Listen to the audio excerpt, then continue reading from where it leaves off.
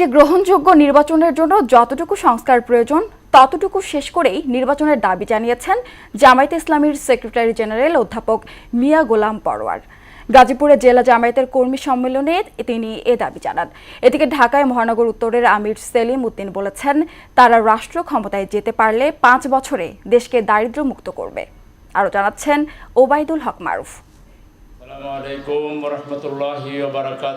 রাজধানীর উত্তরা পশ্চিম থানা জামায়াতের সহযোগী সম্মেলন পরিণত হয় নেতাকর্মীদের মিলন মেলায়। বাংলাদেশ জামায়াত ইসলামী শুক্রবার বিকেলে কর্মী সম্মেলনের আয়োজন করে পল্লবী থানা জামায়াত। আলাদা সম্মেলনেই স্বতঃস্ফূর্তভাবে অংশ নেন নেতাকর্মীরা। এতে প্রধান অতিথি হিসেবে বক্তব্য রাখেন ঢাকা মহানগর উত্তরের আমির মোহাম্মদ সেলিম উদ্দিন। জানান, তার দল ক্ষমতায় গেলে শিক্ষা স্বাস্থ্য ব্যবস্থার সংস্কারের পাশাপাশি চাঁদাবাজ ও মধ্যস্বত্বভোগী ব্যবস্থার বিলোপ করবে। বাংলাদেশের শিক্ষা ব্যবস্থা পৃথিবীকে চ্যালেঞ্জ করবে।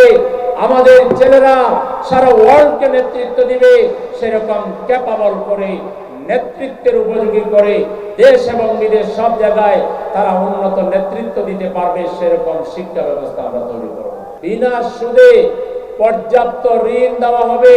আমাদের সরকার ধনীদের কাছ থেকে যাকাত আদায় করে গরিবদের লিস্ট করে একটা গরিবকে এমন ভাবে তাকে এমন পরিমাণ দেওয়া হবে, ধরেন ৫ লাখ টাকা দিয়ে দেওয়া হলো, তুমি একটা মুদির দোকান করো।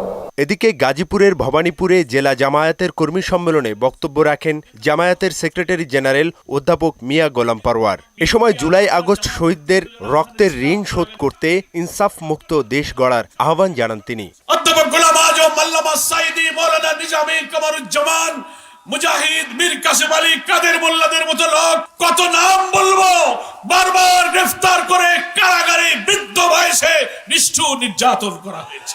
২,০০০ ছাত্র জনতা জীবন দিয়েছে, ৪০,০০০ ছাত্র জনতা আহত হয়েছে, পঙ্গু হয়েছে, হাত নেই, চোখ নেই, মাথার মগজ বেরিয়ে গেছে, পা কেটে ফেলেছে।